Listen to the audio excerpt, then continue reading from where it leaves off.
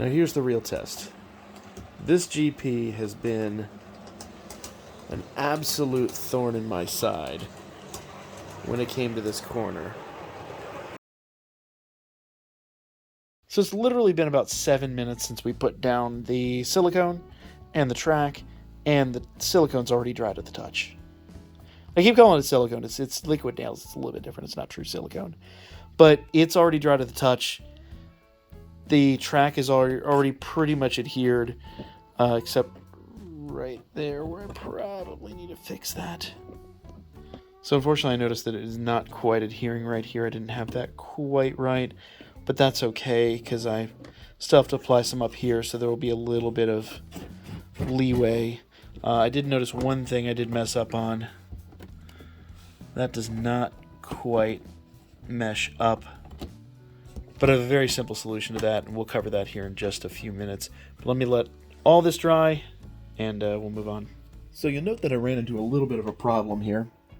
And this was predictable, but if I'm honest, I didn't even think about it. Being that I'm bringing this out to the edge of the cork here, I've added about 1/4 inch of space onto the end of my track. So if I go up here, it doesn't fully reach. There's about 1/4 inch of extra space I need. And unfortunately, just dropping an extra piece of track in there with a joiner is going to look really ugly. So what I did, I had an old scrap piece of track here. I added that in. I've already used the file. And sanded down the edges here, so they're going to accommodate. Now what I've got to do is bring the track over, make sure it's lined straight up, measure it, and what's really nice, and you can't really tell on the camera, but 9 times out of 10, things line up almost right to a tie. So I know that right here, right at the end of this tie, I'm going to have to clip. So I just take my handy wire cutters here.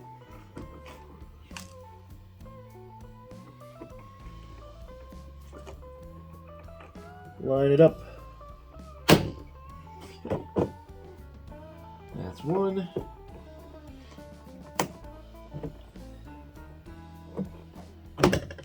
Now that I've got that, I can just do that. Now I can set this piece of track aside just in case I need it later.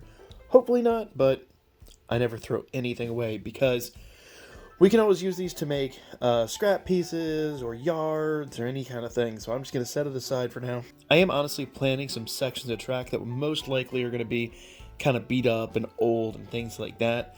And that would be perfect for that project. So we'll just hold on to that over on the side. Now I need to take a tie or two off of here so we can join it up and obviously put down some more liquid nails. Just doing a quick test fitting. And I might need to take it just a hair more off. Here. First things first, let's take off this last tie.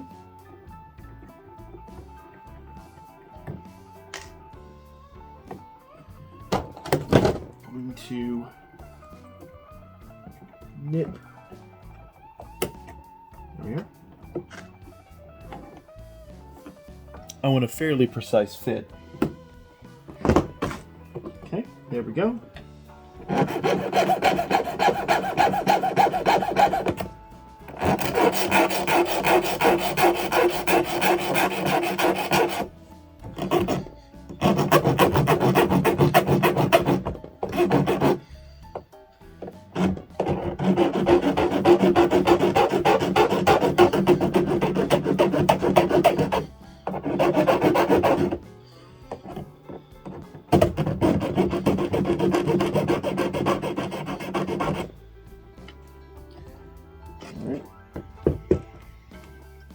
So there's still a small amount of debris on here, so I'm just going to dust this off.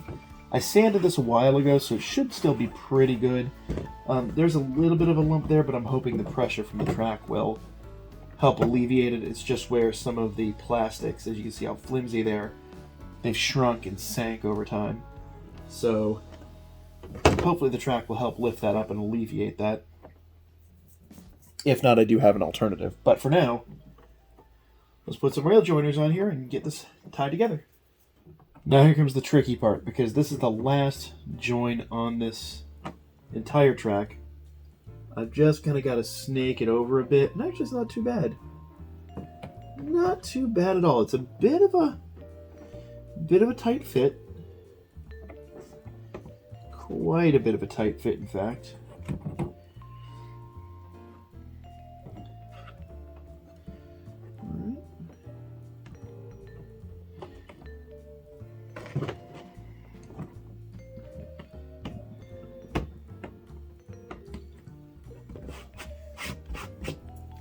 We got the rail joiners on there. I'm just going to put down a little bit of our glue that I keep calling silicone, that I guess technically isn't silicone. There we go.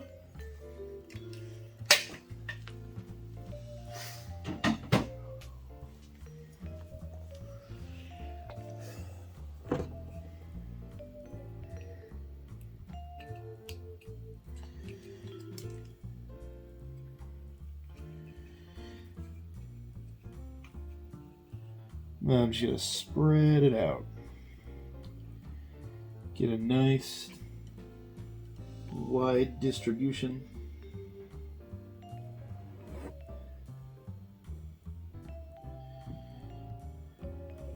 We got it down there. We've got a very limited amount of time to get our track on. Let's go ahead and snake it on. This is a bit of the tough part because I've got to angle this over here. Line everything up, and then just kind of slowly, carefully finesse it into place.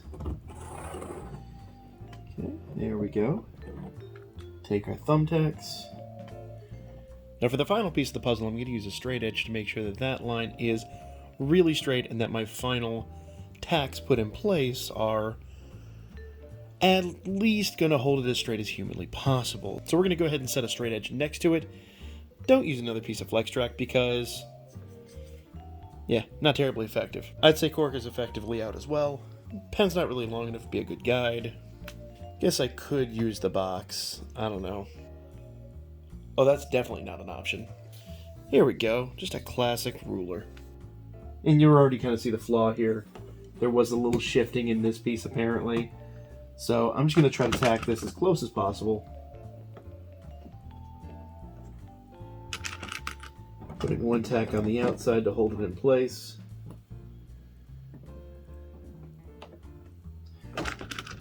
And I do want it to hold to the glue pretty well, so we're going to put one here as well. And one here as well.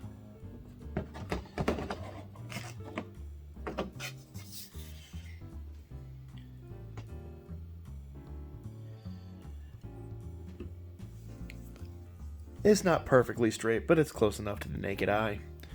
And I decided to put this joiner here in the center because, once again, the road's going to go through here.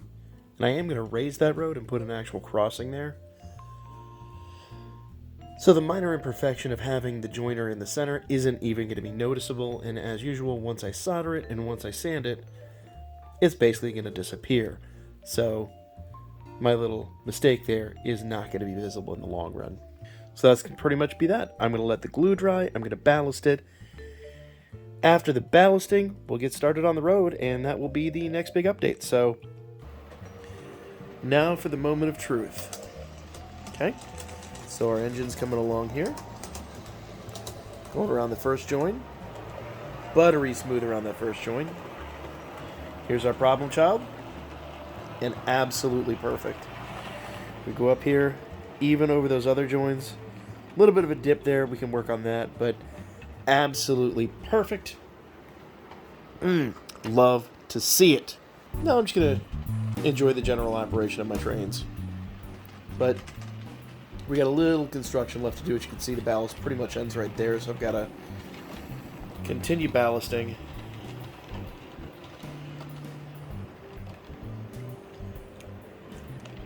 Got to get a little bit more done here, but yeah, I'm going to enjoy my trains running for a little bit. This is a lot of fun. If you're wondering,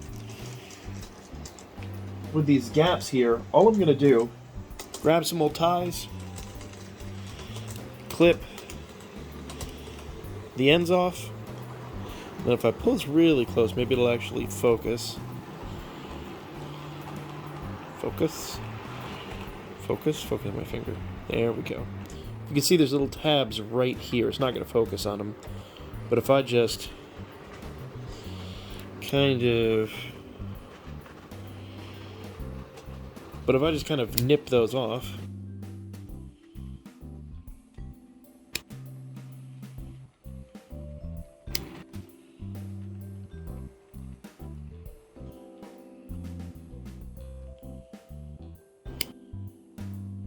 Get the tab, not your finger. See how it's kind of flat?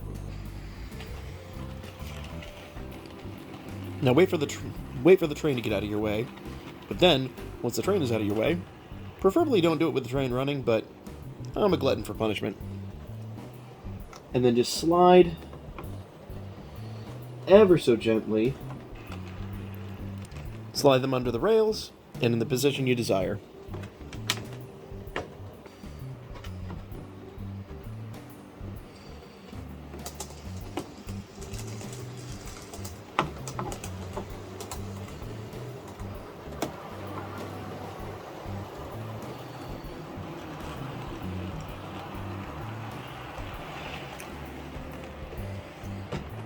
Just gently slide them into place. Now obviously I'd have to do a little bit of adjustment here still. A little flathead screwdriver will help with that. Just slowly coax this one over that way a little bit. And this one that way a little bit.